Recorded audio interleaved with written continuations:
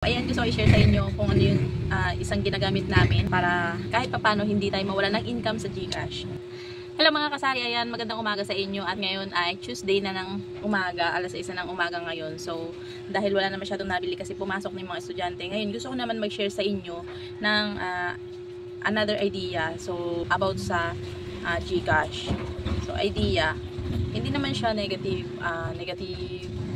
idea mga kasari. So, eto, kasi dahil nga, syempre, di ba, alam nyo naman na sa mga sari-sari store, yung GCash, talagang patok yan sa ating mga sari-sari store.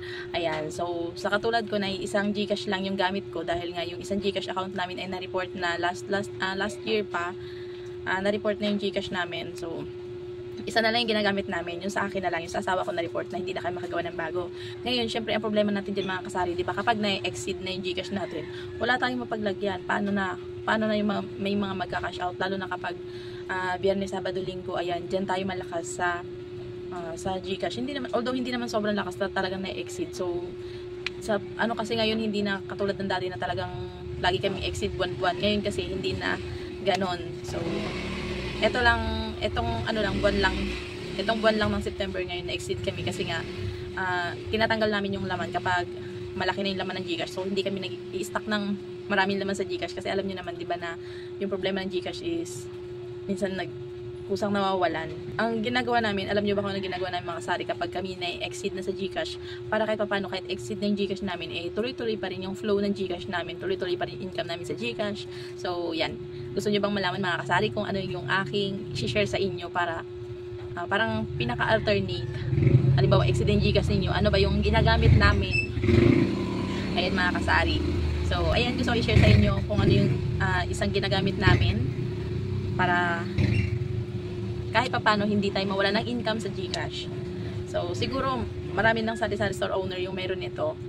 At hindi lang naman ako, marami na ako nakikita syempre. Hindi ko lang alam kung nagagamit nyo siya na pang-alternate kapag exceed na yung GCash ninyo. So, sa akin kasi malaking bagay itong aking QR code. Alam nyo ba mga kasari kung anong QR code to? Sa QR code to ni grocery. Ayan. So, malaking bagay yung QR code ng grocery sa akin kasi wala siyang limit. Hindi siya nag-exceed, lalo na kapag pwede siyang malalaki yung laman. So, pwede mo siyang magamit na pang grocery sa grocery, pwede mo siyang magamit pang load para mailabas mo kung sakaling malaki na yung laman niya. So, sa akin, ito yung ginagamit ko dahil exceed na yung GCash ko, si QR code ni grocery yung ginagamit ko at pang cash in, pang cash out. Ito yung aking ginagamit mga kasari. So, malaking bagay sa akin si grocery, although minsan nakukulitan ako kasi nga kapag hindi ako nakakapag-order, ayan, pinapollow up nila ako. So, wala namang problema sa akin yun. Basta, kailangan ko yung item or out of stock ako sa item, nag-order talaga ako sa grocery. Ayan.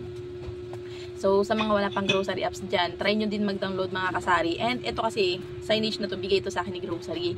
So, kung hindi kayo mabigyan ng ganito, pwede naman kayong magpa-print ng QR code. Meron yan dyan sa apps. So, hanapin nyo lang. Madali lang hanapin. Cash in po. Magkano? 400. Ayan mga kasari, madali lang naman hanapin yung request QR code dyan sa apps ni grocery. So, pwede nyo kong ipaprint yan kung hindi man kayo mabigyan ng signage ng grocery. So, yun mga kasari, kung wala kayong pang-alternate sa inyong GCash or exceed yung mga account ninyo or isa lang yung gamitin yung account sa GCash, pwede nyo gamitin itong QR code ni grocery. At kung nag-aalala kayo, baka nawawala yung laman, safe po yung laman ng GCash, yung QR code ng grocery, safe po yun sa grocery app. So, kung hindi kasi siya pwedeng i-transfer sa sarili ninyong number sa GCash, so ang gagawin niyo, gawin niyo na lang siyang pang cash in para mailabas ninyo yung laman niyo sa grocery coins, sa grow coins kasi yung tawag pag nasa loob na siya.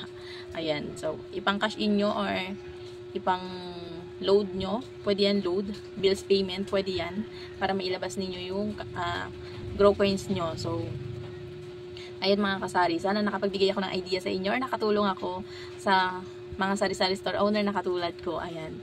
So yun mga kasari, kung bago ka lang dito sa aking YouTube channel at baka first time mong napanood itong video ko, baka pwedeng paki-like and share naman tong aking video and paki-subscribe na din ako para lagi tayong updated sa aking mga susunod na videos. Ayan. So more on sari-sari store tips tayo dito mga kasari or kung ano man yung mga bagong tips natin, update sa price, ayan. Or update sa ano bang makakapagpalago or makakapagpalanda ng tindahan natin. Yan, share natin yan sa bawat isa para naman kahit papano yung ibang gustong magnegosyo or magtindahan makakuha ng idea sa pagtitindahan or pagsasari-sari store. So, yun lang. Happy selling and God bless.